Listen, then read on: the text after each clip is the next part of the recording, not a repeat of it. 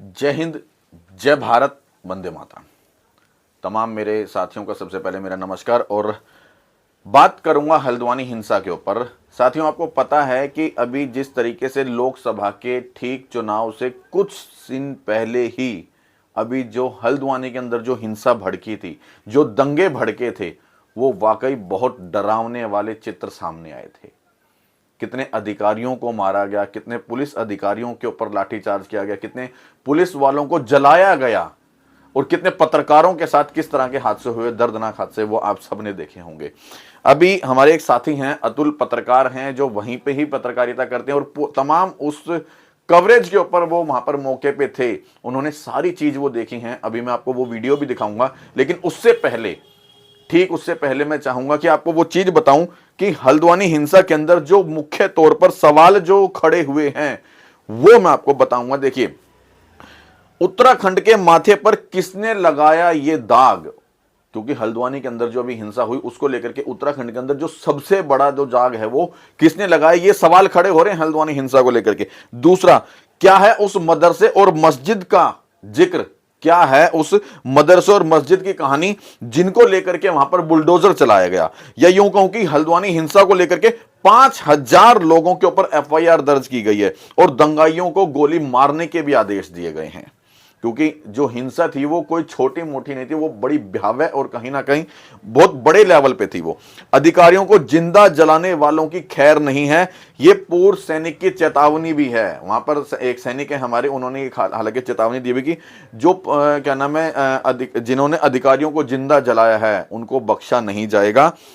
और देखिए, यहां पर आप देखेंगे हल्द्वानी पर चौंकाने वाला खुलासा, हिंदू नाम देखकर पत्रकार को मारा। मतलब केवल हिंदू का नाम देख करके ये हिंदू है तो उसके ऊपर उसको जानलेवा हमला किया है। और देखिए यहां लिखा है, तो शायद हम जिंदा भी ना लौट पाते। और ये है वो पत्रकार जिन्होंने वहां पर, अतुल है इनका नाम, जो वहां पर पत्रकारिता कर रहे थे, तमाम इस दंगे की कवरेज कर रहे थे। उन्होंने क्या अपने बखान में, अपने बयान में क्या कुछ बताया है, वो वीडियो एक बार आप देखिए। पहले हमारे साथ पत्रकार अतुल जी हैं, जो कि यहीं पर पत्रकारिता करते हैं, लोकल जर्नलिस्ट हैं। और सबसे बड़ी बात है कि जो उस दिन घटनाक्रम हुई थी वहां पर हल्द्वानी में, जो इन्फोर्समेंट ड्राइव चला था, वहां पर अतुल जी उपस्थित थे। तो अतुल जी आंखों देखी बताएंगे क्या घटनाक्रम हुआ, ये वहीं पर मौके पर थे, वो चीज बता रहे हैं आपको। चीजें हुई, आप एक बार हमें जरा विस्तार से बताइए। 3 बजे सूचना मिली कि एक यहाँ पे जगह बलमुद्रा में मलिक का बगीचा, वो सरकारी भूमि है, नजूल भूमि है, उस पर आज अतिक्रमण हटाने जा रहे हैं। तो हम भी वहाँ न्यूज कवरेज करने पहुंचे, हम भी थे, हमारे और साथी पत्रकार थे, बहुत लोग थे। तो जैसे ही वहाँ पे शासन प्रशासन आगे बढ़ा, पत्रकार आगे पहुंचे, तो पहले थोड़ा विरोध हुआ, नारेबाजी हुई, उसके बाद हल्का सा लाठीचार्ज हुआ, तो पब्लिक वहां से हट गई। जब मौके पर तक पहुंचे तो वहाँ कार्रवाई चल रही थी। कार्रवाई के दौरान थोड़ी देर बाद पथराव शुरू होता है। कौन कर रहा था वो? युवा थे, वहाँ जो लोग रहते हैं वो कहते हैं मस्जिद है, हमारा आस्था केंद्र है, हमारा मदरसा है और ये नहीं टूटना चाहिए, उसका विरोध था। लेकिन सरकार कहना है कि वो नजूल की भूमि में था, वो बनाया गया था, हटाना था। तो पथराव शुरू होता है, हल्का सा पुलिस ने लाठीचार्ज किया, लाठी बल प्रयोग किया, वो लोग खदेड़ दिया।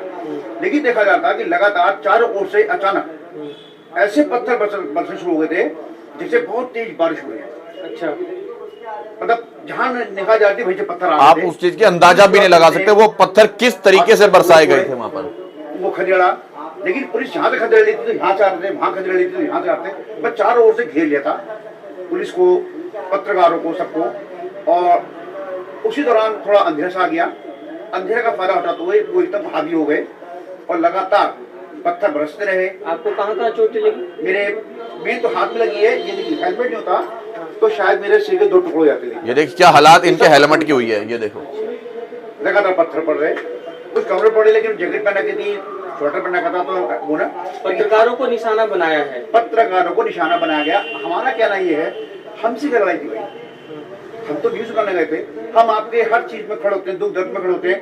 यदि बात करें तो पिछले ही साल एक रेलवे का फैसला आना था जनवरी में, तो हम वहां न्यूज कवरेज करने गए थे। तो हमने यही सरकार को दोषी बताया था कि ये बुजुर्ग हैं, महिला हैं, बच्चे हैं, ये ऐसे ठंड में कहाँ जाएंगे बेघर होके, पहले सरकार ने विस्थापन करे फिर इनको यहाँ से हटाए। कल तक हम उनके साथ खड़े थे।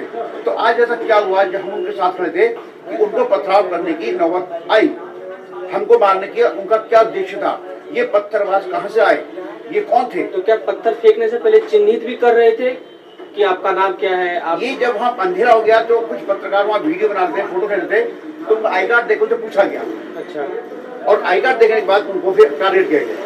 ये बड़ी बात बता रहे हैं, मतलब जो हिंदू पत्रकार था उसको निशाना बनाया। मतलब कितनी बड़ी बात है आई कार्ड कि- देख के नाम पूछ के। हाँ। साफ बता रहे हैं भाई ये कि पहले नाम देखा गया कि ये हिंदू है तो उसके ऊपर पथराव किया गया, उसके ऊपर लाठीचार्ज किया गया, उसके ऊपर मारपीट की गई। मतलब हिंदू पत्रकार है तो क्या जुल्म ढा दिया उसने? अगर वो वहां पर पत्रकारिता कर रहा है, वो आपकी आवाज वहां पर उठा रहा है, तो उसने क्या गलत कर दिया वहां पर? अगर सीधे लफ्जों में कहा जाए तो जो दूसरे समुदाय के पत्रकार भी खड़े थे उनकी खरोंच तक नहीं आई। ऐसा क्यों? मुस्लिम समुदाय के पत्रकार को ऐसा क्यों? अरे ये तो बहुत बड़ी बात है, बहुत बड़ी बात और है। यदि आपको मेरी बात पर भरोसा ना हो, आप हल्द्वानी आए हुए हैं, जितने अस्पताल हैं आप जाइए, वहाँ रजिस्टर चेक कीजिए और उनके नाम चेक कीजिए कि किन किन में चोट लगी, आपको सच्चाई खुद ही मालूम पड़ जाएगी। हमको उम्मीद नहीं थी। तो ये पूरी तैयारी पहले से चल रही थी कि ये अचानक इतने पत्थर कैसे आ गए? प्लान लगती है ना कि अचानक चारों से पत्थर आंसू हो जाए, कैसे आ गए? जबकि कुछ ही दिन पहले शासन प्रशासन के द्वारा ड्रोन के द्वारा चेक की छत पत्थर नहीं थे और रेलवे ट्रैक के तक पत्थर तक बचा जा रहा है। अतुल जी, एक बड़ी बात जो आपने कही इससे पहले कि उन्हीं लोगों के लिए आप आवाज बनकर खड़े थे पिछली बार, उनके मदरसे को बचा रहे थे, उनके मस्जिदों को बचा रहे थे, उनके मकानों को बचा रहे थे, उनके मकानों को, उनके घरों को बचा रहे थे। अब उन लोगों ने कुछ नहीं देखा, कुछ सीधा नहीं हमला देखा। और ऐसा नहीं है हमें कोई जानता नहीं है। मेरी उम्र 60 साल की है, मैं शहर में रहता हूँ, बच्चा हर गली में जानता है, हर आदमी भी जानता है।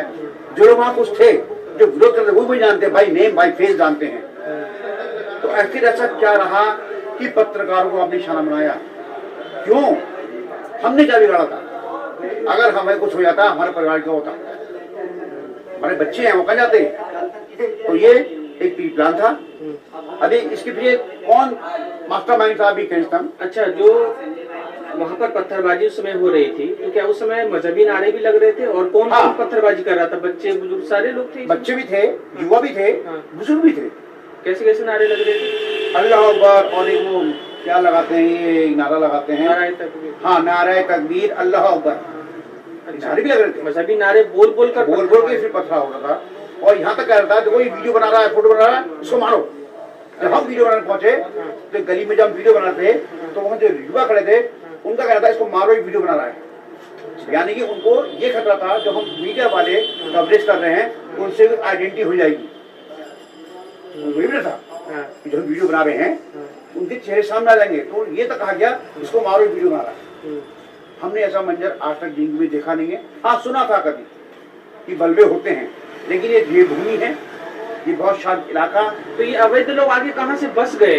ये सब आप तो बाहर के लोग पत्रकारिता हैं। इतने दिन से कर रहे हैं, तो इतने दिन ये सब बस्तियां बाहर बस के गए लोग कैसे? हैं, ये यहाँ पे काम करते हैं। और इस हादसे के बाद कई लोग भाग भी गए रातों रात। अच्छा, ऐसे लोग भी देखे मैंने जो पूछे थे हाँ। यहाँ से काचीपुर की बस कहाँ से मिलती है, हाँ। रामपुर की बस कहाँ से मिलती है, हाँ। बरेली बस कहाँ से मिलती है। हाँ। जब हमने उनसे पूछा भैया आप यहाँ रहता को मालूम नहीं है, हाँ। तो इसका मतलब क्या समझेंगे आप? वो बाहर से आए थे और जो करना था,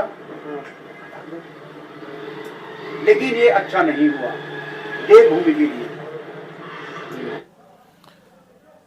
अब आपने देख लिया एक पत्रकार कितना दुखी है। ये इन्होंने पूरी मंजर अपनी आंखों से देखा है, वो मंजर कवरेज किया है, और उसके दौरान जिस समय कवरेज कर रहे थे इनके हाथ में कैमरा देख के आप देखा ना था, और सीधा पत्थरबाजी और इनको मारने की धमकी देने लगे कि कभी उनके वो चेहरे सामने ना आ जाएं कि जो लोग दंगाई थे। एक पत्रकार के साथ इस तरह का हरकत बहुत गलत है। बाकी क्योंकि अब हिंदू मुस्लिम के दंगे, मंदिर मस्जिद के दंगे, इन दंगों के कारण कहीं ना कहीं हमारा देश वाकई पीछे जा रहा है। और यदि आपको क्या लगता है, आपने पूरी बात इनकी सुनी है, पत्रकार अतुल की, इन्होंने जो अपनी बात रखी हल्द्वानी दंगे को लेकर के, आपके अपने क्या विचार हैं, आप लोग किस तरीके से देख रहे हैं हल्द्वानी दंगे को, वो कमेंट बॉक्स में अपने विचार जरूर रखिएगा। जय हिंद, जय भारत।